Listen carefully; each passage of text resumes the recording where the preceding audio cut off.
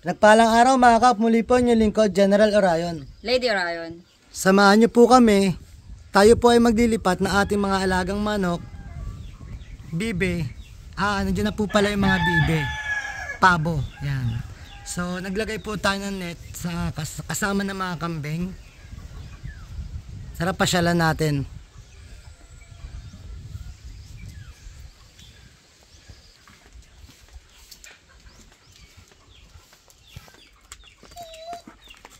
Bali humuli na po sila ng ating mga sisiw at ibang mga manok. Pakita natin kung paano natin pakawalan dun sa bago nilang magiging tahanan.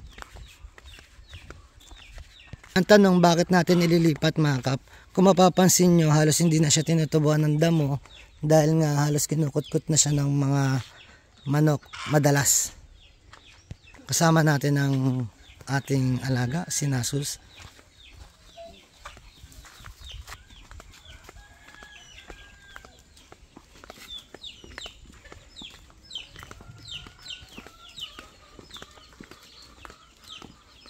Pahapyaw tayo mga kap sa ginagawa namin pinto. So nakakulong na dito. Dapat training box to ng kalapati, pero dito na natin nilagay yung mga sisiw ngayon. Wait, top. Yan natin. Ayun yung mga sisiw. Ito yung sa pabo. Tara. Check muna natin tong ginawa namin sliding door.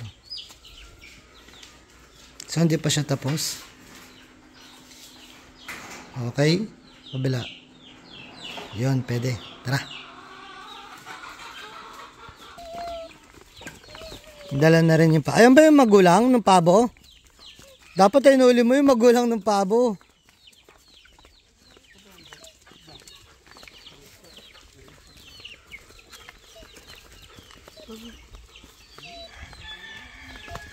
Ayan mga kap, medyo crucial na rin ang ating tubig. At mahina na rin. Meron pa naman pero pahina na siya. Papasok na daw ang summer. Papasok na yung summer pero halos tuyo na yung sapa.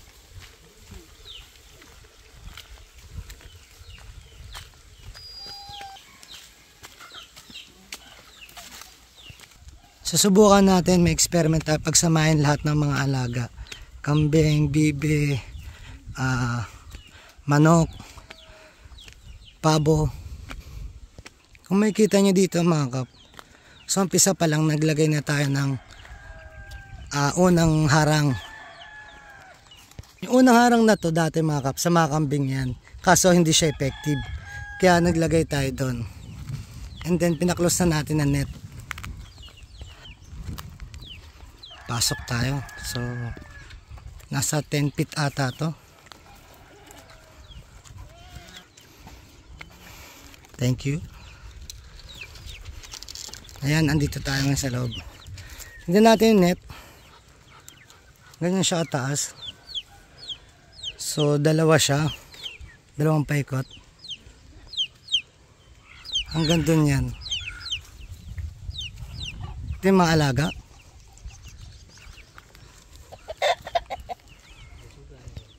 So yan, magpapakwala tayo. So yan, papakwala ni Lady sa isa. Bilangin mo Lady 1, 2,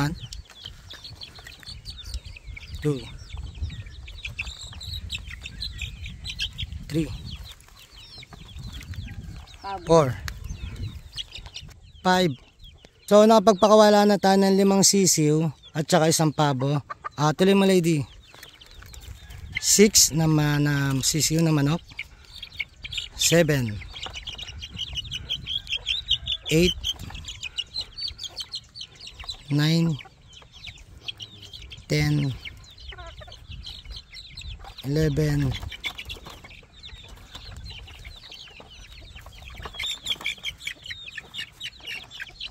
12, 13,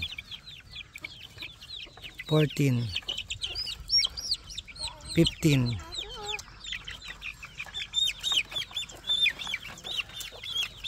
16. Nasus.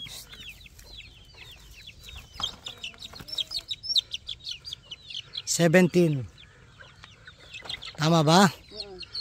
18.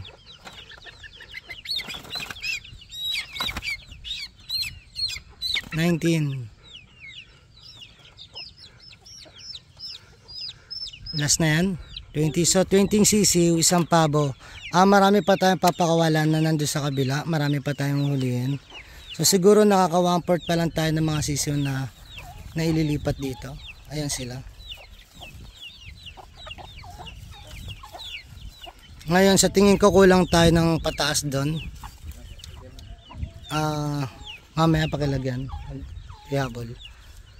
So yun mga kap, medyo mas mababa doon. Ikutan natin yung magiging bagong bahay nila.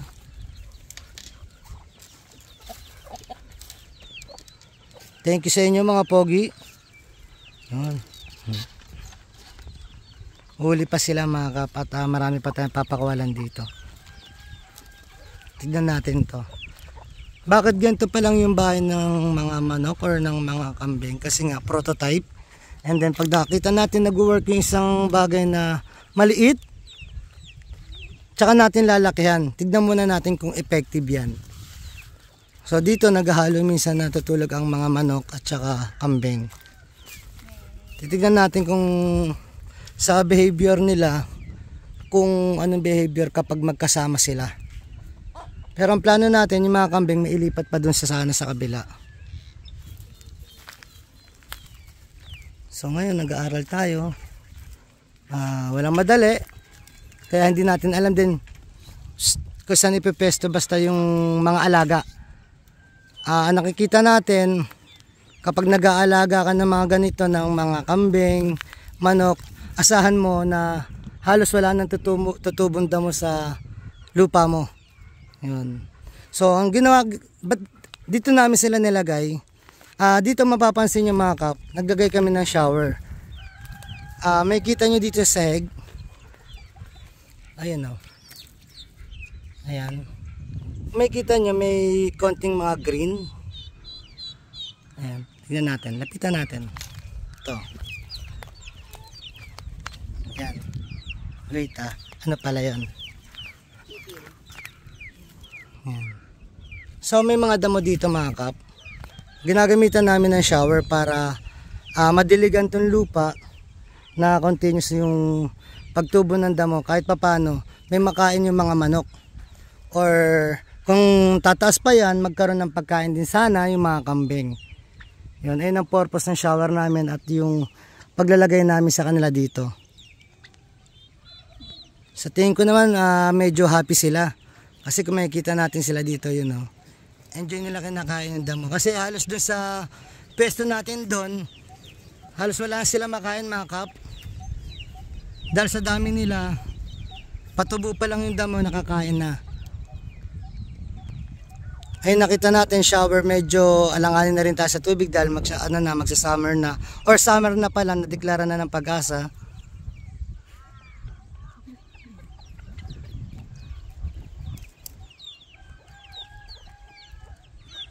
Mababawasan na rin yung dumi doon.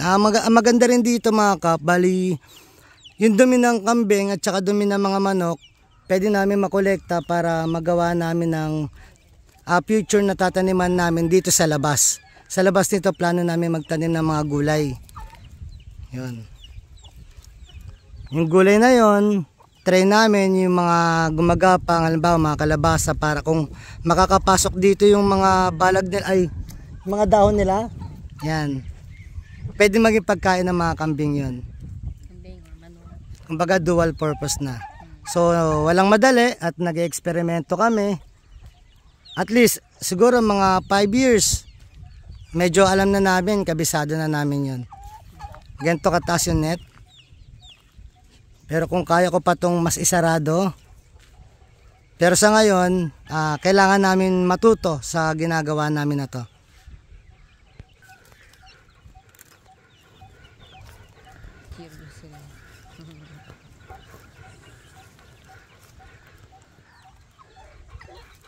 Andito na rin ang bibe. Naninibago yung ibang alaga. Oo. Ayun yung nag-iisang pabo. May nahanap sila. Ayun, hinahanap sila. Pagkain. Pagkain. dahil narinig mo.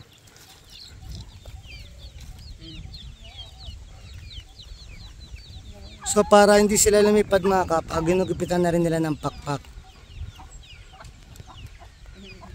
Ngayon napakawalan na uli siya. Ang tagal niya nakakulong doon. Ayan, natuturuan na niya yung mga anak niya kung paano maghanap ng pagkain. Kung paano talaga maging natural na manok. Ito mga kap, parang panabong to. Kung makikita natin may tahig yung ano niya. Babae yan pero yung sa paa niya may tahig yun. Tama ba yun? Sabi ko, tahig ba yan? Pero bihira sa babaeng Merong ganyan. oo, may ganyan. Nasus. Ayan kasama namin si Nasus. Ayan, maririnig nyo kumukuha pa sila or nanguhuli pa sila.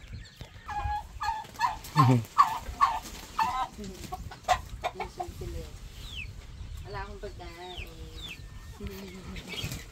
Kaya may pagkain eh.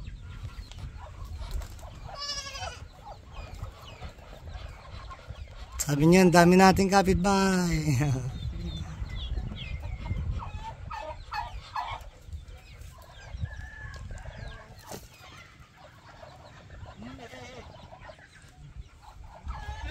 Hanggang dito na lang po ang ating part 1. Muli po ang inyong lingkod, General Orion. Lady Orion. Natos puso po nagpapasalamat sa inyo na walang sawang panonood sa aming mga video at live.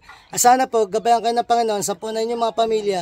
Sana po humingi tayo ng gabay sa Kanya sa isip, sa salita at gawa upang magampanan natin tungkulin natin dito sa mundong ibabaw na naayon sa Kanyang mga kagusto at mga kailingan. Muli po, maraming salamat.